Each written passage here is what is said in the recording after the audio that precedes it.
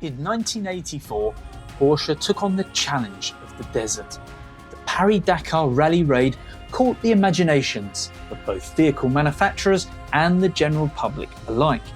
With a four-wheel drive 911 known as the 953, René Metz secured that victory, something the team would repeat in 1986 with a raid version of the 959 supercar. Metz won again, with teammate Jackie Ickx second. For Porsche, a gruelling and very public test programme for its new technology had become part of its motorsport legacy and an iconic image of 1980s motorsport. Following the launch of the original Cayenne in 2002, Porsche once again took on long-distance off-road competition with its new SUV tackling the Trans-Siberia Rally. Now, with original Cayennes reaching modern classic status, maybe the time is right to challenge the desert once again. The subject of today's film is a fairly unremarkable car, but a truly remarkable adventure. What started off as idle curiosity and a well-used petrol-powered Cayenne V6 daily driver evolved into an epic 4,000-mile road trip with 1,000 competitive stage miles across the North African desert.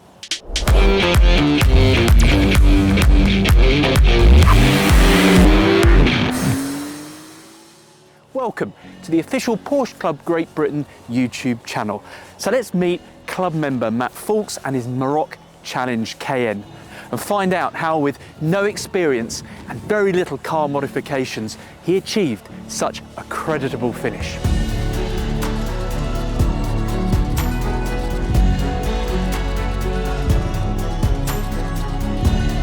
Hi Matt. Hey Adam, how are you? I'm good, how are you? Very good, mate. Great to see you. So Matt, before we go any further, what is this car? Tell me exactly what we've got here. So this is an almost base spec Cayenne. So it's a 3.6 V6 957 Cayenne on spring suspension, no air, with a few options. It's got the nice leather, it's got bows and the bits and bobs, but pretty much as basic a Cayenne as you can get. And this has been your daily driver? Been a real workhorse. So tell me, so you've got this car, how do you get from this to thinking that you're going to go to the desert? Okay. So as you know, I'm always looking for a fun car adventure. Owning them, having fun with them, etc., etc., is great, but it's always cool to have something that's, you know, a purpose. We want to go and do a fun thing. And I saw on a car forum a chap who had done the Tunisia version of this in a Skoda Yeti, and I thought, well, that looks exactly the sort of thing that I'd like to do. So we had a look, and I like Morocco. To me, that's kind of harking back to Dakar, right? You know, it was the first stages of Dakar that were always across the Moroccan desert. Got the Cayenne, so we put a bit of a modification list together. Nothing crazy, but just a, you know, relatively sensible prep list. Entered for November, you know, the winter edition last year, and turned up really without a clue what we were doing, with a car that perhaps in hindsight was a little underspec, but nevertheless did it, and actually did very well. So let's talk about the car, because as you said, the original 955 and 957 Cayenne, it was very important to Porsche at that point that the car had that credibility, as good as anything, if not better than anything, off-road. And they spent a lot of money making this car very, very capable. Perhaps some of those things which have been taken off a little bit from the later cars. But this car has a lot of that built into it. It does. So the early cars, the 955 and 957, are quite interesting. There's actually quite a lot of Land Cruiser in the drivetrain. So the gearbox, the transfer box, some other elements are very similar to what's on the Land Cruiser. You know, they are manufactured by the same people. The two-speed transfer box is really useful. It gives you a lot of wheel torque for sand and other similar terrains. And it has a locking centre diff, which is a really, really useful element for doing the kind of things that we were doing. But as an off-road vehicle, 955 and 957, incredibly capable. Yeah, and of course I suppose we should say that and in other parts of the world, like in the US, Cayennes and off-roading and outbounding and outlanding, or whatever you want to call it, you know, there's become quite a thing. But in the UK, not so much. It's still quite a young scene, if you like. So, I mean, you obviously had to get your modifications. Where did you start? So we knew that we were going to need to lift the car a little bit just for ground clearance. Cayenne lends itself quite well to that. There is a limit, but because the air suspension cars had the ability to raise, there is enough, shall we say, room and geometry available to make it work by just lifting the standard car, which is what we did. So we moved the rear damper pickup point to move the rear suspension down. Okay, right. We moved the lower pickup point on the front damper to move that element of the suspension down. So that gave us about 2 inches, give or take. We then called Braid in Spain, great wheel manufacturer, and said, hey guys, we're doing this, we need some wheels for a Cayenne. These were, I think, the first set that were done, the first of these bead locking wheels, which, because of the larger tyre, it's a 31.5-inch tyre, that gave us another inch of ride height. Right. So it's lifted in the suspension, it's lifted on the tyre, and it's give or take sort of 80, 90 mil taller than a standard Cayenne. Okay. And just for those that aren't used to this kind of world, bead locking. So bead lock essentially allows you to run a much lower tyre pressure without rolling the tyre off the rim. So these bolts you see are not decorative, they're actually bolting the tyre to the rim. Ah, I see. So that lets you run down to 10, 15 psi tyre pressure without any risk of rolling it off the rim. Right, right. But there are no other modifications of the suspension? It's the same dampers it left the factory on that we went and did it. So they were 130,000 mile old. First flush of dampers. youth, surely. First flush of youth, mate. They're not looking very young anymore. No.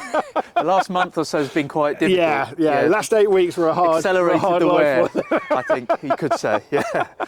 Okay, but that's amazing though. That is effectively all you did. It's a standard car. It does have some up armour on it. So one of the things that was really clear, really for any of these type of competitions, was going a little bit further than perhaps you may think necessary in terms of underbody protection is important. You know, it's what's going to make the difference, because if you don't quite have the ride height, you're going to end up sat on whatever you're trying to get over.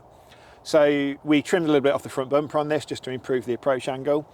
We have a 6mm steel sump guard, which actually covers the whole of the front subframe in that area. Another 6mm steel guard which extends back underneath the gearbox and the transfer box, which then protects that, and then some rock sliders on it which help around the sills, and also if you do end up perched on something, it's going to perch on that rather than the sill or anything under the car. We did make the sump guard and the gearbox guard, and Darkside did the rock sliders. We're working with them for next year, shall we say. So Matt, you're quite a fan of this 3.6 litre engine. Why this particular Cayenne and not some of the other, perhaps more glamorous models, shall we say? And better sounding. And better sounding. Yeah, exactly. So that you could use. So what is it, do you think, about this particular Cayenne that makes it such a good starting point? It's reliability above everything else. Mm-hmm. So let's have a look. So it's essentially the 3.6 VR6 from the Passat R36. And I think it's a really good sort of combination of performance and reliability for this kind of thing. When you look at where you are, hundreds of kilometres out into the Moroccan desert, you really want to hedge your bets a little bit towards reliability. So 300-ish horsepower is enough. The 2-speed transfer box really helps because the V6 has lower ratios in the box anyway than the V8. The 2-speed transfer box obviously gives you a lower ratio again, so the wheel torque, the effective wheel torque, is not far off what the V8s have. And yeah, we didn't find a single point where we thought, God, if only we had a bit more power. Yeah. And whilst it doesn't sound like a V8, at 6,500 RPM up a sand dune, it still sounds pretty good. Yeah. And is it fair to say that because most V6s tend to be slightly lower spec than perhaps turbos and other such models, there's less on the car underneath that is vulnerable? Yeah, the V8, actually when we looked at it, was two elements. One, the intercooler location is down here. So the intercoolers are in quite an exposed position. And if you want to create a little more approach angle like we have here by cutting away some of the front bumper, you're immediately then into issues with how do you support those, where do they go. Also, it's kind of tight around the front arch because if you want to run a larger wheel and tyre package, that becomes more problematic. So that was a bit of a non-starter. And also, oil filter location is at the front of the engine, very easy to service, really easy to look after.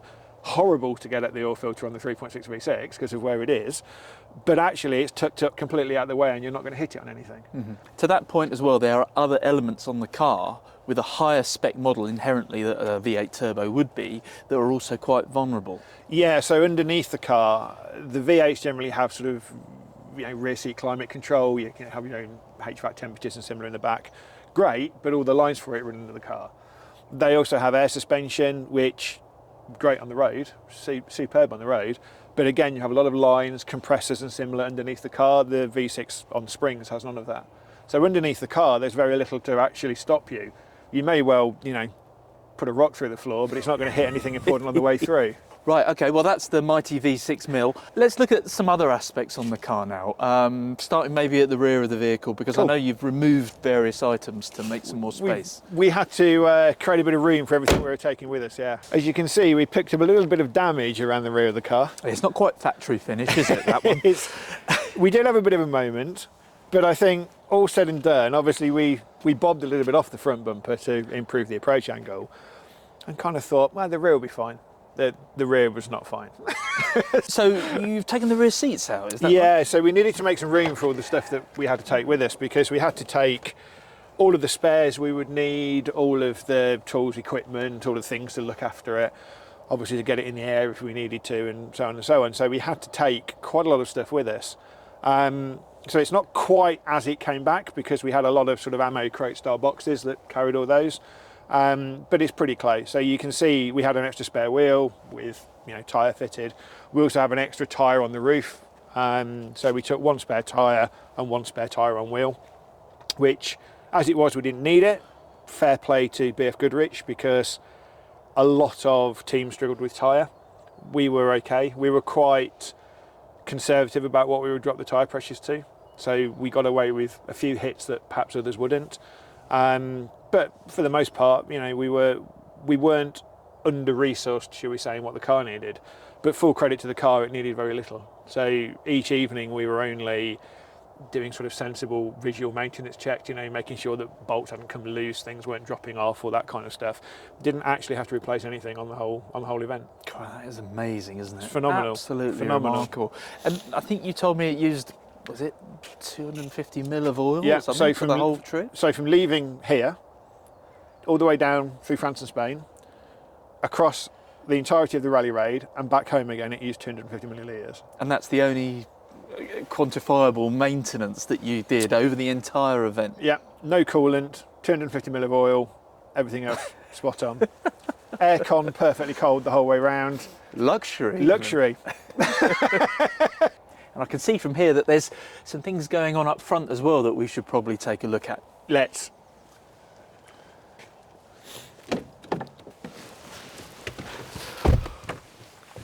Right, normally we would do this chat outside the car looking in, but it is so cold today.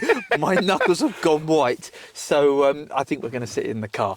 I was expecting the car to be much more basic and stripped out. So because we entered this in the adventure category, it has much lower requirements than Raid. So Raid, you would need a full cage, you would need harnesses, you would need proper seats, etc. Adventure is a little bit less strict on that, because the route you take, whilst only 20 kilometres or so different to Raid, is not quite so extreme. It's still pretty hardcore, but it's not quite so extreme. And the speed limit that you're running to, etc., is slightly lower. So that's the reason why. However, having just come back from doing this, seats and harnesses are a must, because you get bounced around so much that it was really difficult in these seats, because you're having to use so much of your core strength to keep yourself upright. What have we got here though? Because we've got some brackets for various things and a screen. So talk me through what you had to do. Sure. So we needed to have a way to navigate on this. So we used a GPS system connected to a tablet, which gave us really good mapping, gave us good terrain mapping as well. So we had a bit of an idea what we were coming into, and that was how we navigated. So co-driver is doing a lot of left, right, hard right, etc., etc. Yeah, straight. Then you're going to go over the brown.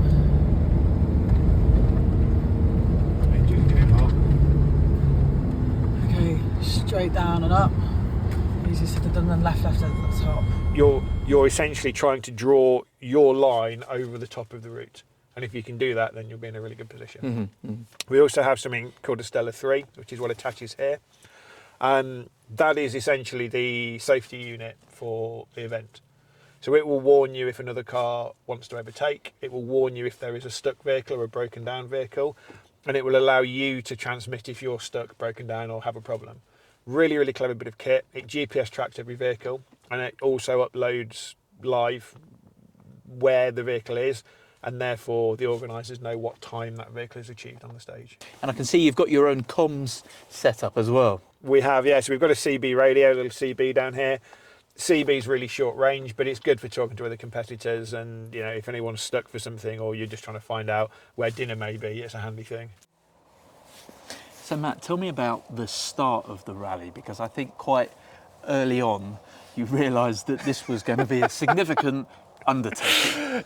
Yeah, we were, well, it's the first time doing it, right? So you never know what to expect. But I had rather assumed, with it being the adventure category, that it was more of a adventure than a competition type element. Yeah, you know, you would think it would be more of a, you know, fun, a lightweight version of it. You get to kind of follow along behind and not get in the way too much. But pretty much off the start line, it was fairly clear that wasn't the case on day one, because within a kilometre we were in with a lot of other cars. The dust was so thick that you couldn't really see beyond the front of the bonnet, so you were very much guessing on where something in front of you may be, which is fairly scary, and very much guessing on what the terrain was. You can't see a rock coming if you can't see the rock, right? So that was quite the baptism of fire, and the terrain itself was particularly rough, particularly undulating. I decided about 1.5 kilometres in that doing this on standard 30,000 mile log dampers was a very bad idea. It was unfortunate we had another 999 kilometres on to go at that point, but we, you know, did what we could and kind of managed the car, and you drive it to not break it, right? So proof is it's here, and it made it back, and we did pretty well. Kind of the mental discipline of it is one of the biggest aspects of undertaking and succeeding in the event. Yeah, if you think of a sort of normal club motorsport race, what, 20-25 minutes? Now do it for 4 hours. It's not quite the same thing because you're not just driving in circles, but it is pretty challenging. Yeah.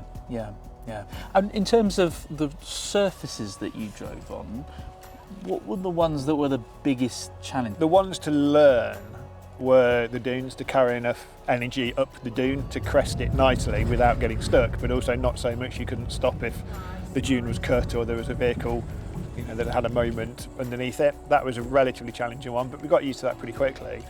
The most challenging terrain to actually run on was the sort of washboard-like surfaces that a lot of the tracks and similar are, because we just didn't have the damper travel for it, so we're constantly in the bump stop. So that was difficult. That was not fun.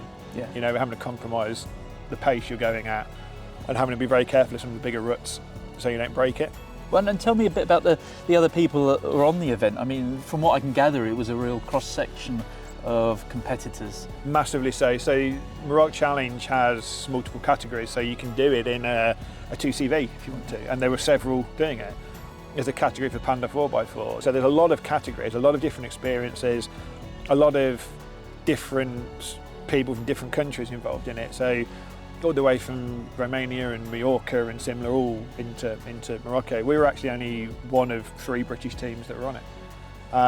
So quite unsubscribed from a UK perspective. We should do more to get involved in that. Well, as Matt just mentioned, we do have plans. Matt, you have plans, haven't you, to I have return plans to the desert, and we're opening it up at the Porsche Club GB to something much bigger, hopefully. I think so. So what we'd like to do is you're going to go back with this car, developed a bit more. A little bit more spec on it, a little bit more 130,000 suspension. mild dampers might finally go in the skip. I think it's time. I think it's time. So we've got a really good spec together for what it needs to be really competitive in TT3. So we understand that now from having ran this year. And we took a bit of data, we did run a logger on the car and whatnot just to understand some stuff, but we know where we need to be now for a competitive TT3 entry. So we've put that together as a bit of a spec, and of course, you know, we spoke with Porsche Club GB about, do you think your members would also like to do this? And a plan came together of perhaps we look to take 5 vehicles later this year in end of November, December, and put a Porsche Club Cayenne team into Maroc Challenge.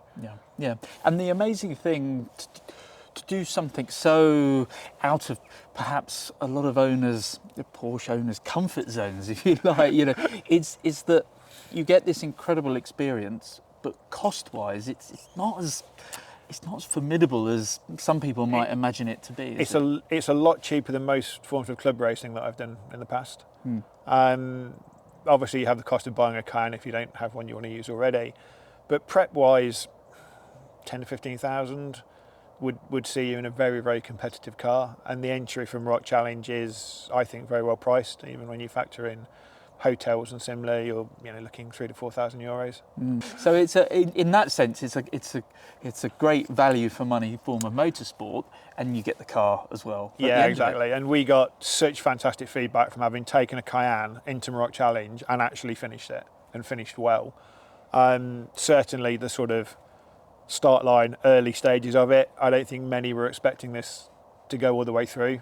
And as it was, we had a great result. We were really competitive all the way through it. And a lot of people, at the later stages and at the end of the event were saying how good it had been to see one and how much they fancied running one. Yeah, and of course you've got a car that you could still use as your daily if you want to, but also that you can do green laning and other sort of off-road activities in the UK. In the UK we don't really see as much of it, but in Europe it's incredibly popular, so there's a lot of cool stuff you could do, not to mention all the sort of gravel, quarry, overland type things that you can do too. Yeah. Well, I think it's a fantastic project. It's been an incredible adventure. And I know that the club is really keen to push this side of Cayenne ownership, especially with Porsche themselves and Porsche Classic really adopting the Mark I Cayenne now and promoting it. It all seems to be coming together at a really interesting time for the Cayenne model. So thank you for your time today. Pleasure. Good to see you, and good luck with the next one. Matt's Cayenne is a true warrior. This car has seen some action. It's been to motoring hell and back, and it's still going strong.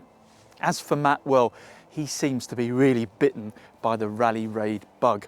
And if you fancy doing your own Jackie X on top of a sand dune in a Porsche type impression, well, get in touch with the club and start your Porsche off-road adventure. And if you've enjoyed this video, please consider liking and subscribing to the channel so we can make lots more tasty Porsche content for you. Moreover, if you own a Porsche or you're simply just a fan of the marque, the official Porsche Club of Great Britain, formed in 1961, is the largest Porsche club in Europe. It offers so much, from road drives to track days, technical advice and social events, all united by one thing, united by the drive. For more information and to learn about the club's monthly magazine, Porsche Post, please visit the website given in the description below.